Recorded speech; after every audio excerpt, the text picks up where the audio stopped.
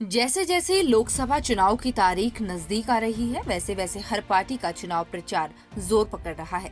इसी क्रम में अल्मोड़ा पिथौरागढ़ संसदीय सीट के कांग्रेस सांसद प्रत्याशी प्रदीप टम्टा आज रानीखेत पहुंचे।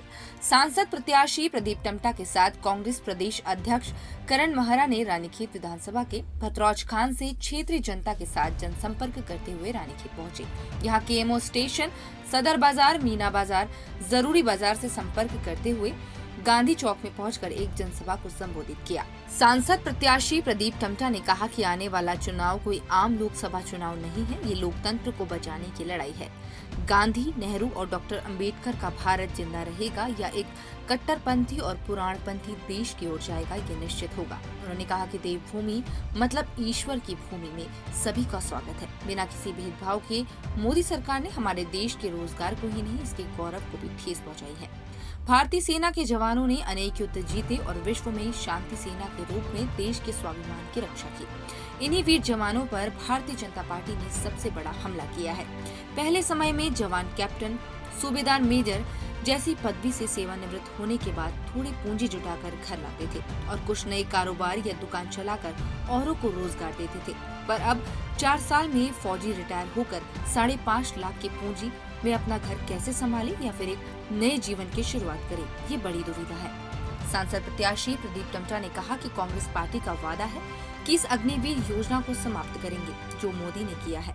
उसका बदला कुमाऊं और गढ़वाल की जनता आने वाले 19 अप्रैल के इस चुनाव में कांग्रेस को जितवाकर जरूर देगी और लोकतंत्र को बचाएगी। इसके विधान को, संविधान को बचाने की लड़ाई है। गांधी और नेहरू का, डॉक्टर अंबेडकर का भारत जिंदा रहेगा या एक कट्टरपंथी, पुराणपंथी देश की ओर जाएगा। और ये देवभूमि है। देवभूमि का मतलब ईश्वर की भूमि है और ईश्वर की भूमि में सबका स्वागत होता है, वो किसी का धर्म का है। और मैं आज, हमारा मुख्य उद्देश्य है, कुमाऊं रेजिमेंट की भूमि है। मोदी सरकार ने हमारा सबसे बड़ा जो रोजगार था ही नहीं, रोजगार के साथ साथ हमारा गौरव भी था।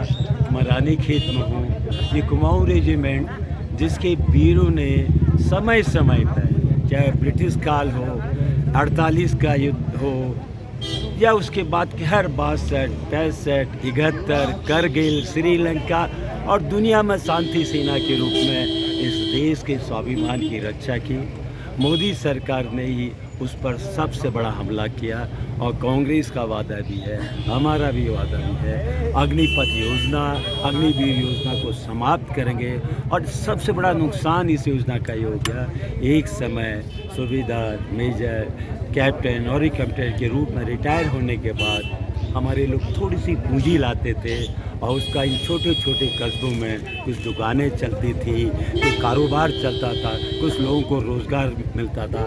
आज वो सब समाप्त हो गया। 4 साल में अग्निवीर लौटेगा, 5.5 लाख में अपना घर जो संभालेगा या कुछ कारोबार करेगा। तो हम यही कह रहे हैं कि जो हमारे साथ कुठाराघात मोदी ने किया है, उसका बदला कुमाऊं गढ़वाल की जनता 19 अप्रैल के इस चुनाव में देगी।